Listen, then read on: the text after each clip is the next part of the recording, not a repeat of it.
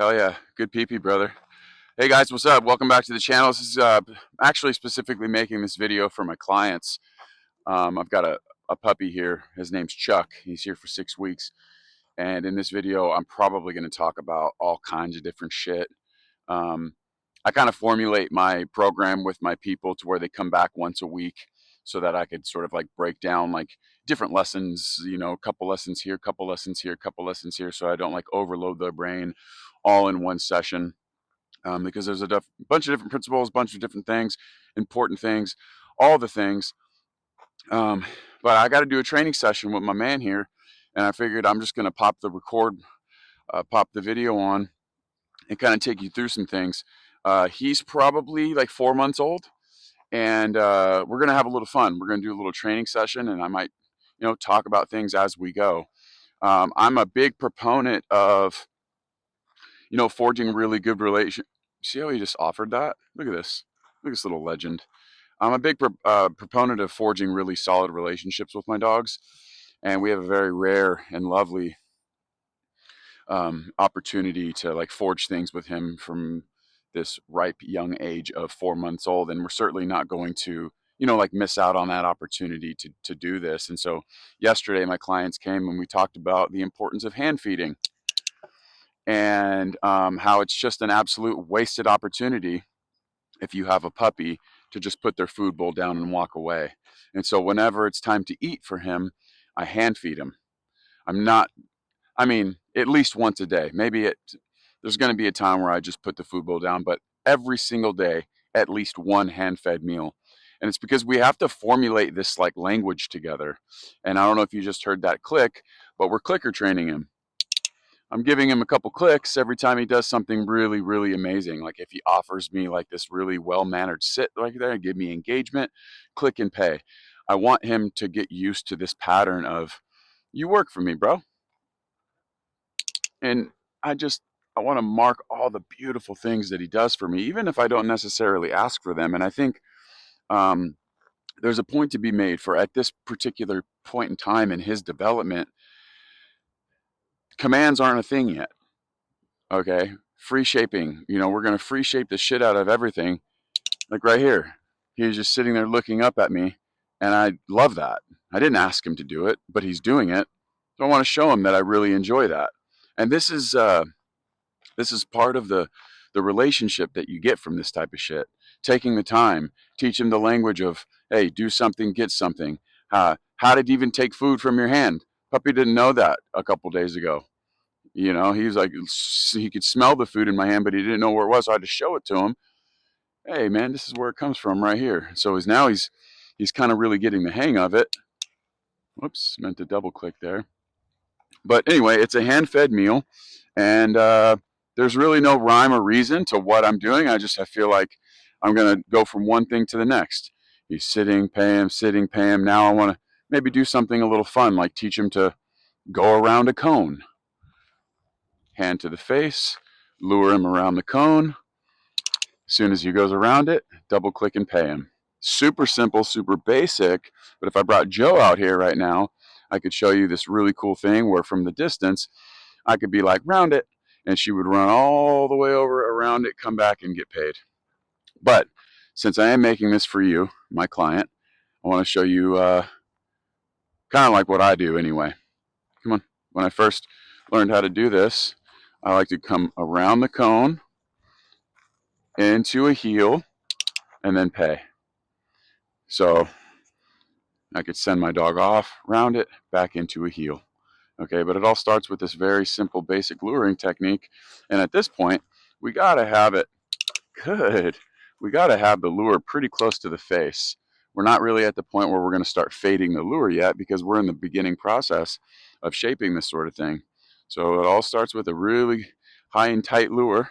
Good. Into a heel, round it. Good. Into a heel. Good. You see the process of that? And we just do this over and over and over and over.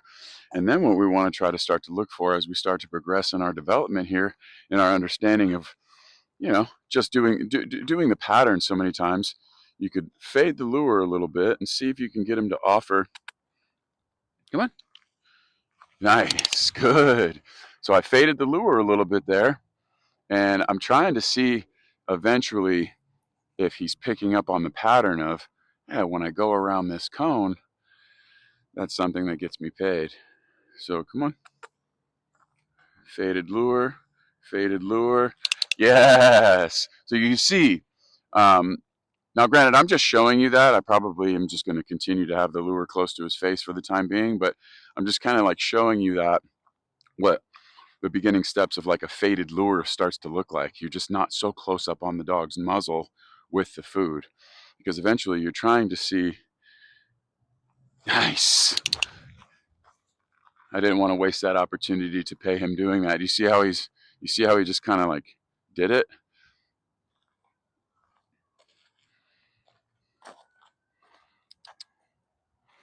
Yes. Good. I'm glad you guys saw that. You guys see that? You see what I'm talking about here? Good boy. Cool. And then I'm like, oh, look at this platform. Good. That's awesome. That's awesome. And so yesterday, just before my clients left, just before you guys left, I started to show you how we like forge a puppy into a down position. And keep in mind, we're not using any command sounds or anything like that. We're just shaping these behaviors, helping the dog perform the behavior. No force or anything. And we're utilizing food to help this happen. So like, for example, how do I teach my puppy to, what are the beginning steps of teaching a puppy how to do the down command? Well, I'm going to show you right now. We're going to get him up to this platform because I don't really want to bend all the way over. Up, pay him for that. So he's in this beautiful sit position, right? There's two ways that you can forge a down. The first way is while he's in a sit, bring it down. Good. Good boy. Good. Okay, so from the sit position, it's, you've got the food in your hand. You're not giving it to him yet. Put it to his nose, bring it down his chest, and then as soon as he goes into the down, give him a couple snaps and you pay him the food as soon as he performs. And again, you're not expecting him to stay in a down. It's not the main point of emphasis here. It's just to get him to do that motion, just to get him to do the motion over and over and over and over. And then eventually, as time goes, we could start to incorporate a command sound to the thing, to the pattern that we've already started to forge. And then now the sound is going to eventually contain the power of his understanding of, oh, that sound means go down. And that sound also means, and that behavior means that I'm going to get something as a result of it. So that's the first part of the down. Second part of the down is if a dog is standing up on all fours. It's like a folding chair. So you take the food in your hand like that, you put it to the muzzle, and you push down like that, and you're going to see him fold like a chair.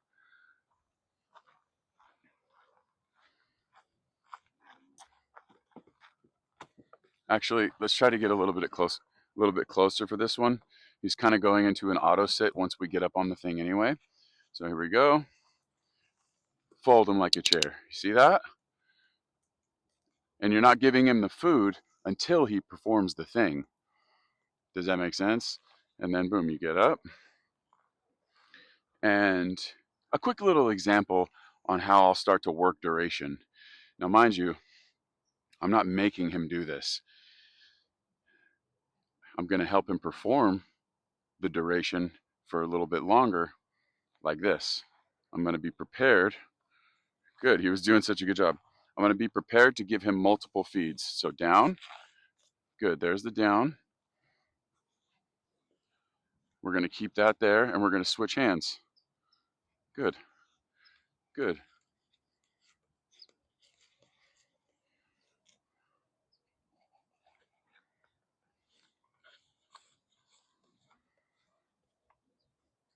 There's the down. Good. Keep that food there. There's the down. Now I'm just dispensing it like a Pez dispenser. So he's focused on all that while he's performing. He doesn't realize that he's slowly building up his ability to hold it down for longer when I'm doing this. Down. If it gets a little sloppy, you get up, and you regroup and you try again. Or if he starts to do this little funny puppy shit, you just get up and reset. I'm not mad at him for that. This is the expectation, right? Expectation versus reality. My expectations are not very high for him.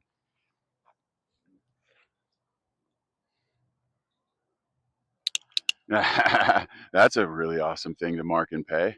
Just kind of sitting there looking at me, double click and pay that. Yeah, so that's just what we do every hand feeding session. We're kind of paying him for really cool stuff. We're forging stuff, and the click. I'm really clicking just before I pay him. So if you're curious, like, when are you clicking? I'm clicking to mark the thing I like, and then I'm also giving him a payment right after he hears the sound, because again, the whole idea of the clicker is to really sort of provide like a dopamine hit for the dog, where they hear that sound and they realize that that's the sound that gets me what I'm looking for. Does that make sense? Last thing, because we're starting to run low on food, and there's a point to be made about that. It takes 5 to 10 minutes to do a hand feeding session, doing all this stuff, shaping behaviors, getting him on the lure, spinning him around, heel positions, back up. Yes. Okay. 5 minutes, handfuls each time you feed him. Does not take very long.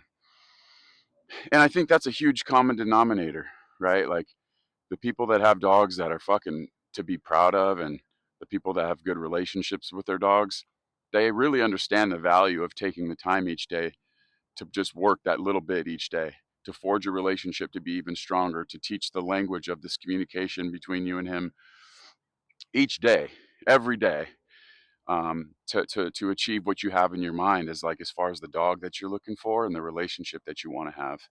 People that are lazy, people that don't find the importance of it, or people that just don't know how to do these basic simple things, are the people that end up with dogs that come to me by the time they're adolescent, and they're just absolute nightmares. And now we're playing the backtrack game. Now it's like, fuck, dude, I'm just not enjoying my dog. Our life together is miserable. I'm embarrassed by him. And all of that is largely in part due to that there just wasn't enough done. There wasn't enough, I would say, effective communication happening. There wasn't enough relationship building happening. There wasn't enough understanding of the dog that you have happening. Because if you understood your dog's breed, your temperament, all the specific nuances about each individual kid, well, then you would know what they might need in order to be happy and fulfilled. And those types of dogs are the ones that end up being quite pleasant to live with, and to, because that's good right there. If he's just going to sit there and offer. Last thing I'll say in this particular video, and it's what we're going to go over the next time you're here, is I'm a big proponent of building such a solid relationship with my dog through everything that we're talking about here.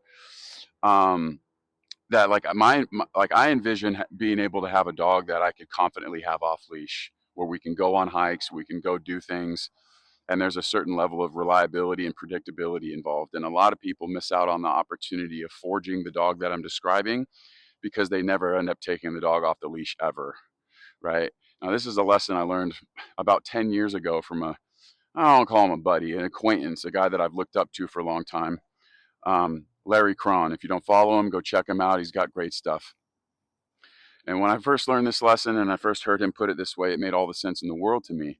If you've got a puppy, or if you got a dog in general, and you've never taken them off the leash ever, from the time that you had them, and it's been years, and you go someplace and you want to take them off the leash and you do, you can't sit there and wonder why they're never going to come back to you. You can't sit there and wonder why your recall is so shit, because you've never worked on the recall, and the dog's never felt what it's like to be off the leash. It's now become a commodity. It's much more fun. It's much more enticing. It's much more exhilarating. And it's certainly much more interesting to be off the leash and doing whatever I want, as opposed to coming back to you. The dog just doesn't know what it feels like, and the relationship is already suffering. So why would they come back to you? So the foundation setting process, I have this very unique opportunity with 5 acres here. Hey guys, I do apologize. My microphone was playing up on me there, so I wasn't able to post the rest of this lesson. But look, I got a plan for my next Patreon post. I'm going to continue on with my final lesson of how to teach the foundation for off-leash obedience with your puppy. And maybe even throw in a few things in there as far as how to teach off-leash obedience with an adult dog that missed out on their opportunity to forge, what we want. because we didn't start doing anything until the dog was an adult. Okay, so I'm gonna put both things in that video, and I'm gonna record the session that I have with my client, and that's gonna be on the Patreon page. So if this content that you've seen this far has helped you, and if you want access to like 200 other videos pertaining to my 10 years of experience in this industry, helping dogs, training people, patreon.com/Team Floppy Ears. I will link that right here. Appreciate your support. Thanks, guys. We'll see you in the next one.